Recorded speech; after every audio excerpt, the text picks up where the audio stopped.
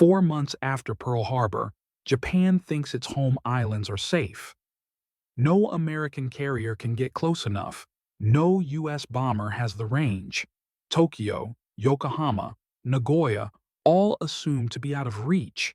Then, 16 Army B-25s, each one just like Doolittle's Mitchell off USS Hornet, come skimming in at treetop height. They're not flying big box formations. No tight bomber stream. Each crew follows a carefully memorized route at a few hundred feet, using rivers, rail lines, and coastline as a low-level highway into Japan. Civilians on the ground look up and see something they've never seen before. Twin-engine bombers with stars on the wings roaring right over their rooftops.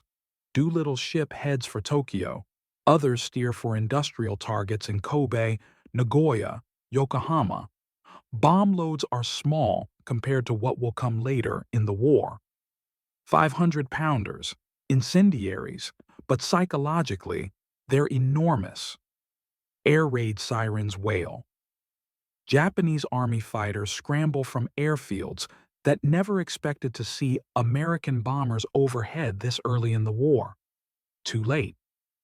The B-25s drop on oil tanks, factories, military facilities, dockyards. Explosions and fires bloom in cities that had been told the war would never reach them. On paper, the Doolittle raid does limited physical damage. In Japanese minds and in American morale, it hits like a sledgehammer.